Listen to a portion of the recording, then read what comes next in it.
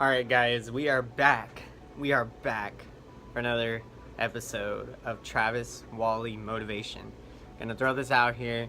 I do not have a script of what I'm gonna say, or I'm not gonna be reading off any type of script.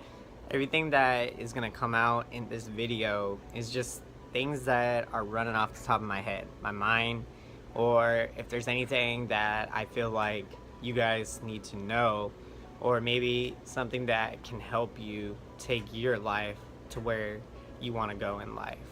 So, one of the things that, as I'm sure probably a lot of you know, and it's very heavy on my heart, is that we can't compare ourselves or our life to other people. You know, comparison is probably one of the most unproductive things you can do in the world. And coincidentally, I actually seen this quote on this girl's Instagram page in her bio that comparison is probably one, and I'm gonna say it again, comparison is probably one of the most unproductive things you can do in the world. And okay, let's assess why. So, you know, when you when you compare yourself to other people, what you tend to do is, say if your life is not going the way that you want your life to go, and then you see other people's life and maybe their life is going better, what's going to happen to you is you're going to start getting negative with yourself, because you're going to say, you know, my life is not that great, my life is not going well, look at all these other people. Or you're going to say, you know, I'm not good enough. Like, you're going to allow all the things that negative that have happened to you consume your thinking. And some people really get in those habits, you know, they get very negative. So what I challenge you guys to do is don't compare yourself anymore. Like, whether it's at work, as an athlete, in the classroom, or even some talents that you may or may not think that you have compared to other people. So don't worry about other people's success. You know, something that I heard that really is a big deal. Sometimes people can rave about success. You know, they can go to a bunch of people and say, yeah, you know, I bought this house, I bought this car, life's going good. And sometimes when you do that, you rub people the wrong way, because those people may not want success for you. And you know, people shouldn't really be thinking like that. That's like a negative mindset to have. You know, you shouldn't really be wanting people to fail in life. You know, I think that in the world, we are together as a unit, all of us, and we should all strive for greatness and to be the best us that we can be. You know, well, what I mean by that is the best you that you can be. You know, I'm Travis Wally. I'm going to be the best Travis Wally that I can be. You know, I want to be a Major League Baseball player. You know, I'm not going to be Brandon Crawford or Buster Posey. I'm going to be the best Travis that I can be. But that's not to say that I can't take lessons and I can't learn from other great athletes and try to emulate what they did. But I'm not going to necessarily just be a dead-on copycat of everything they did. I'm going to, you know, incorporate things and create my own lifestyle or my own work ethics. So don't compare yourself, guys. So next time you catch yourself doing it, tell your brain that, you know, I need to stop. Look at your life. Look at where you are today. Look at what can you do to improve and get better. I was recently, as you guys know, I started my motivation videos back in January. You know, I was just watching one of my first motivation videos, and honestly, I was so inspired even by myself. And here we are, September 16th, 2017. We are 8 months later since I made my first motivation video. And I said back then that I was going to make a video every week.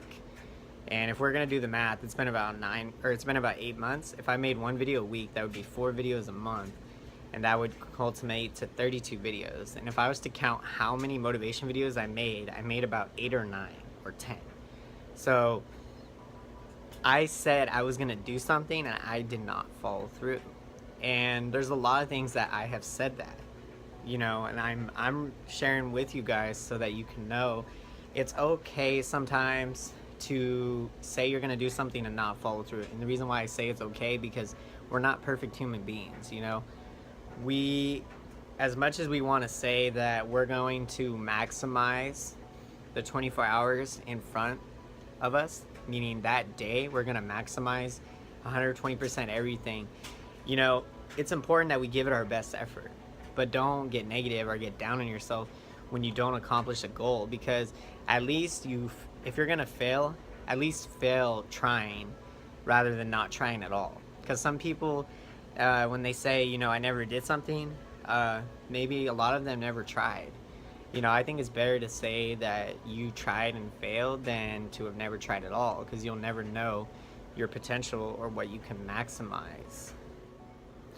Okay, I'm gonna share another example with you guys about another thing I said I was gonna do and I did not follow through. So over the summer, I probably told a couple of my friends, I said I wanted to run a 4-minute mile before baseball tryouts. So my baseball tryouts were the end of August, and as some of you know, I ended up badly bruising my pinky and forefinger in the second scrimmage game of baseball tryouts.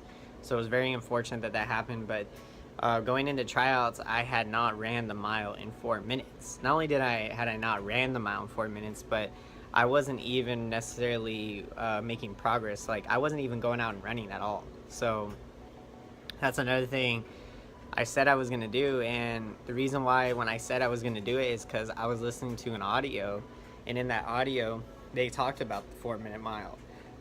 They talked about how before it had ever been done, no one had done it, and then when one person did it, eventually years later, around 20,000 people ran the mile in 4 minutes. Even people in high school, you know, young, 15, 16, 17, these people did it. And I think a big reason why a lot of people did run the mile in 4 minutes was because when one person did it, they had belief that they could do it because it had been done.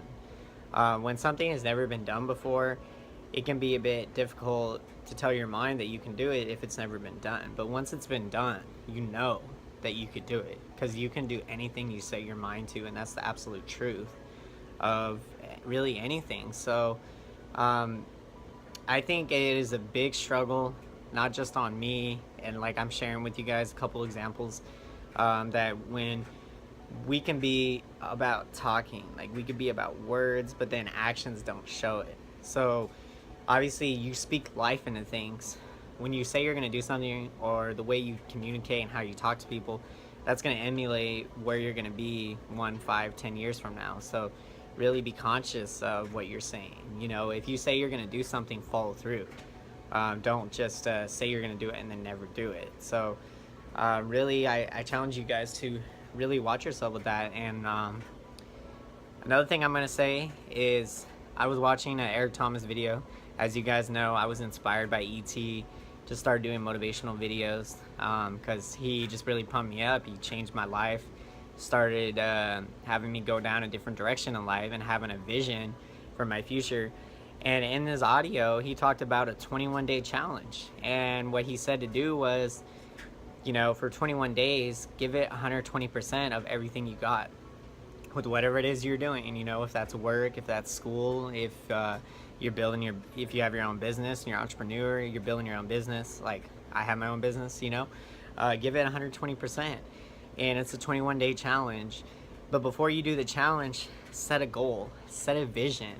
You know, what do you want to accomplish in 21 days? A lot of us, I think in life, we have dreams, we have goals, and they're kind of just all over the place.